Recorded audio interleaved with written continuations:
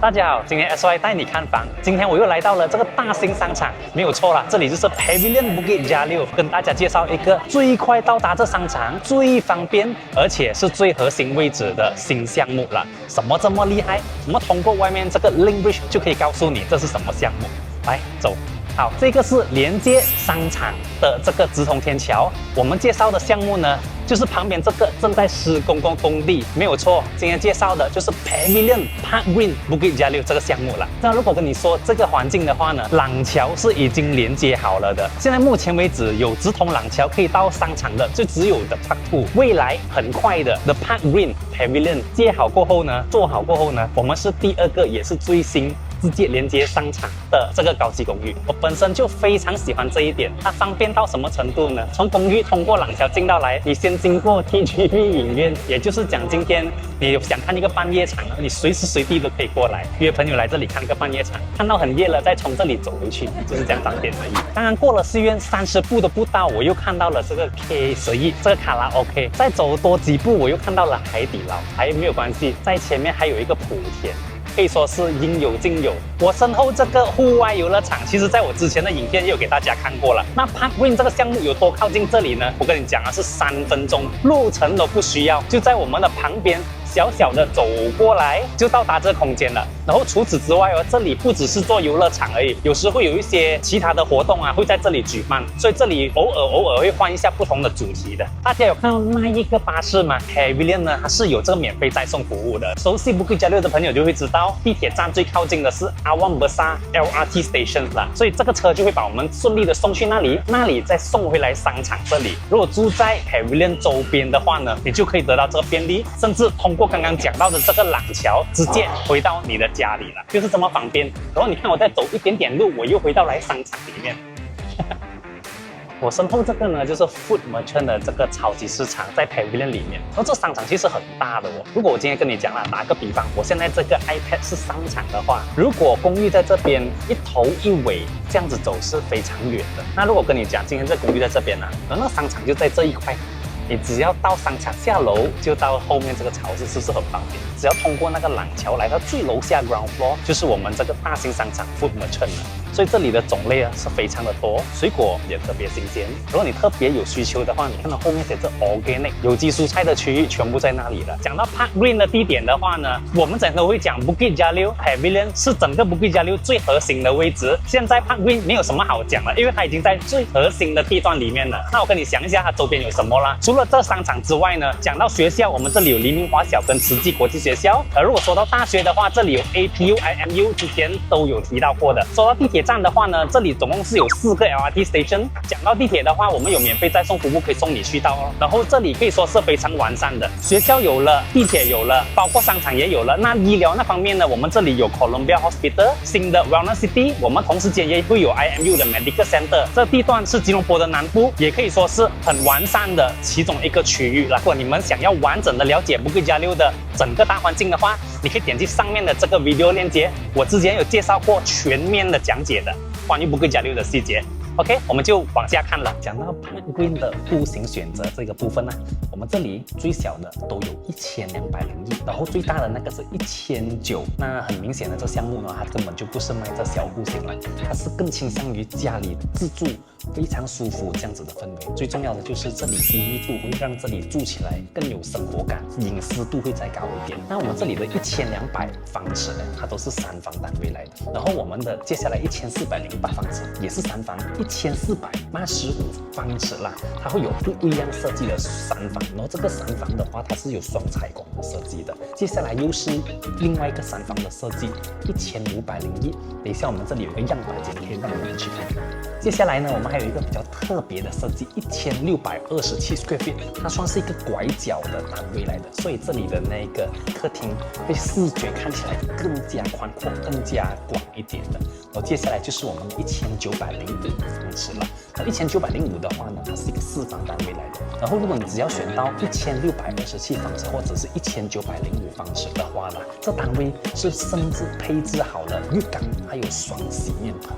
这个 Pavilion 一贯的作风啦，它几乎所有的单位都是以正方形来做这个主要的设计的，所以它整个房子是方方正正，而且不要忘记哦，1200方尺它只做3个房间，所以它这里已经确保了你所有的房间都是宽敞，而我们的客厅最少都会有16尺宽以上的，特定单位还会有20尺宽的客厅的。然后还有的最厉害的这个项目，所有的单位最小的单位它都会配置干式分离厨房设计，这个就很重要了。如果是喜欢烹饪的人哦，我觉得你们一定会想要了解这部分的。我们进去马上看看。好，来到了我们样板间的这个部分呢，这里是1501方尺，也就是140平米的样板间。这里是3房2厕的，那我们这里就马上进来看看咯。其实我们大门口也是有精心设计过的，它是一个坡道设计，所以就算是有年长的人要跟着来一起住，没问题，脚不方便没问题，轮椅轻轻松松可以进到来了，是这样子的用意而已。好，我们进来看一下这里的空间。好，这个空间的话呢，你可以看得到是不是很宽敞的？宽敞的原因很简单，因为我们这里只做3房，而且这是1501方尺哦，所以所有的位置都会感觉非常有空间感了。来看这个空间，这里是正方形的，你知道吗？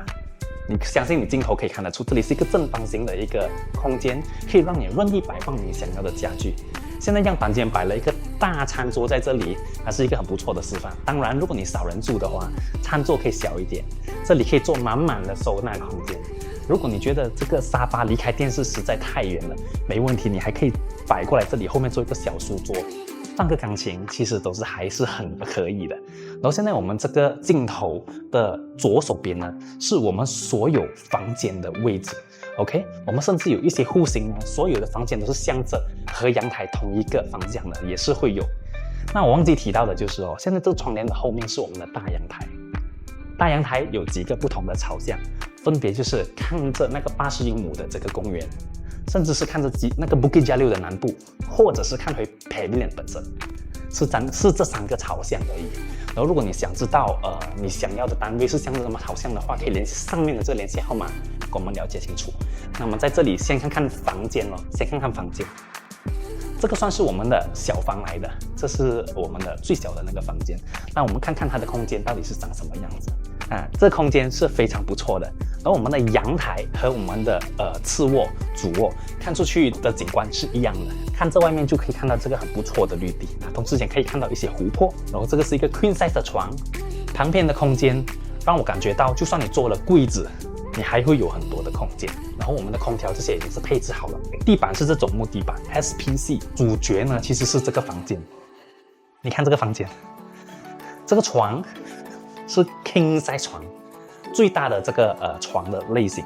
你再看它旁边的空间，我应该完全躺下，完全躺下都可以就是这样子的一个空间，剪脚架那些都非常不错。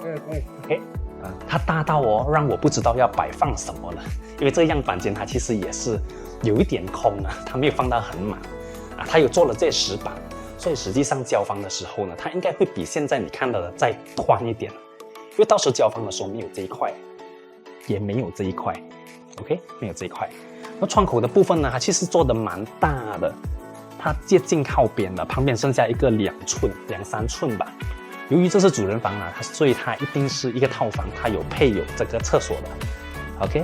可惜的就是现在这个样板间呢，我们是1500方尺，所以我们并没有一个示范给你看，his and her 的 basin 双洗面盆，我们这个样板间就没有做出来了。实际上1600跟1900是双洗面盆，大吗？摄影师，这个浴室大 ，OK OK， 如果是还不够大的话，可以因为我们甚至有那个有浴缸的配置，那你就必须要选上我们的大户型了。那我们再去看看我们的另外的房间啦。刚刚看了最大的房，还有最小的房，现在你看第2房在哪里？第2房它其实也是一个套房来的，我们从这里进入。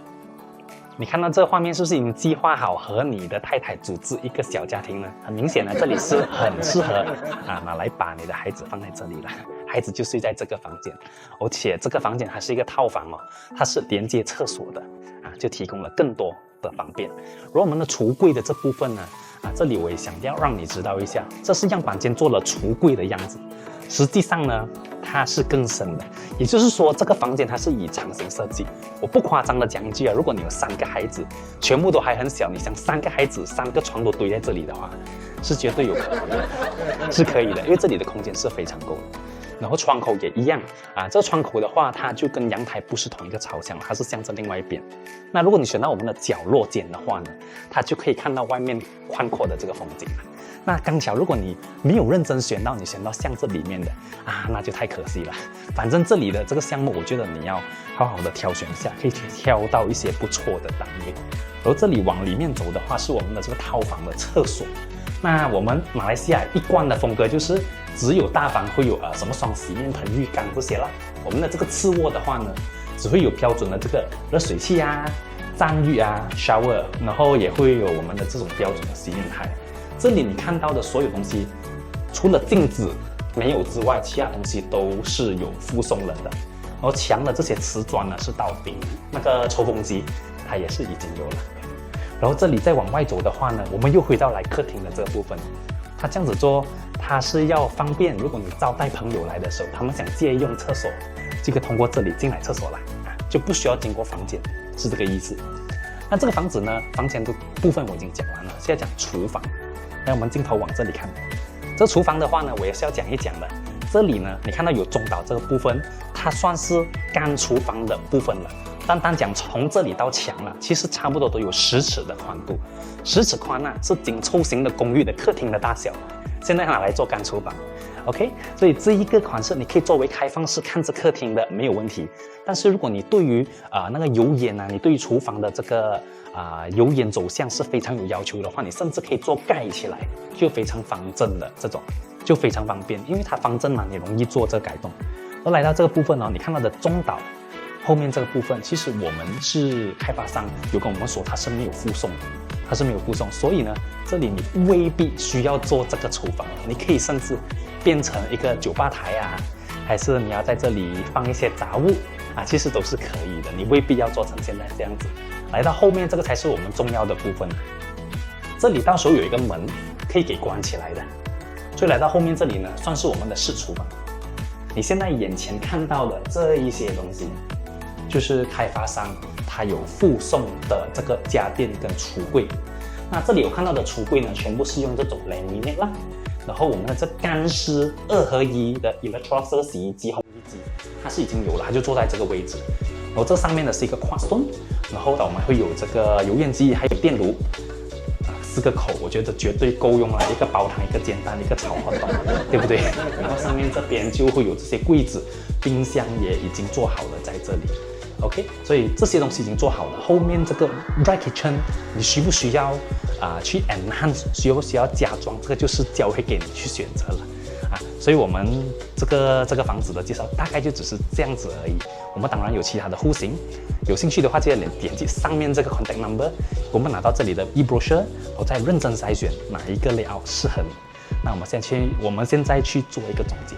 好了，看完了今天这个 Park Wing Pavilion Bukit Jalil 这个项目，我认为它的定位非常的清晰。首先，到底谁适合买这个项目呢？如果你是非常依赖大型商场，你很想体验非常靠近商场的居住氛围的话呢，那我觉得你就非常合适了。第二，我认为适合买 Park Wing Pavilion 这个项目的人呢，会是一些新兴比较年轻的家庭，或者是你的孩子现在已经出生，就在你的身边，迅速成长当中。我认为这个 Pavilion Park Wing 呢也是很适合的。主要呢，我们这里最小的单位是1200方尺，然后最大是1900，刚刚都有提到嘛。尽管是1201方尺的3房哦，里面的空间都会是比较大的，因为我们的1200方尺它是没有配有阳台，所以它把所有的实用面积都留了在房间里面，这一点就非常的好了，而且它还配有2个车位。那其次的话，如果真的是非常需要有阳台的话，1400以上你就可以有一个大阳台在外面这里了，就非常的漂亮这样子。那它的定位非常的清晰啦。如果你是一个喜欢大自然、希望看到绿地这样子的家庭的话，想要带孩子周末去跑步、去野餐这样的话，旁边这里就有一个大型的公园，它会让你非常的适合居住在 Bukit Jalil 了，可以这样子讲。甚至如果你是华人家庭的话，我们这里周边靠近就已经有一个黎明华小，如果你有打算把孩子让他们升学去这个小学的话住在这里也是非常不错的选择了。有些人他们会比较的纠结哦，今天我一定要永久产权的。那我觉得刚巧啊，今天这个介绍的项目呢，它就是 freehold 永久产权。然后说到品牌的话哦，它也是一点都不弱，因为它是 Pavilion 冠上了 Pavilion 这个标签的一个项目来的，还要连接商场哦。而且它会让你慢慢的依赖上这个商场，依赖这里的方便性。讲到大家关心的价格的话呢，因为这里给的配置全部东西都会感觉比较好一点，高档一点，毕竟是Pavilion嘛。它的价格呢定位是大概在1000块出一点至1200啊，这个是取决于你选什么户型了，还有什么方向，价钱大概是这样子。跟其他项目比起来的话呢，它算是中上，比较高级 high class 的这种房产类型了，所以我今天介绍就到此为止了。如果你喜欢今天这个项目的话，记得你要 like follow 或者是分享给你身边有这个兴趣的朋友，给他们看看这个项目，给他们知道这里有个这样的项目，或者马上联系我们上面的这个联系方式来找到我们，我就可以带你细细的了解Pavilion Bukit Jalil。我是 SY， 今天分享到此为止，记得打开小铃铛，那就不会错过我接下来分享的其他的影片了。那我们就下一期见了，拜拜。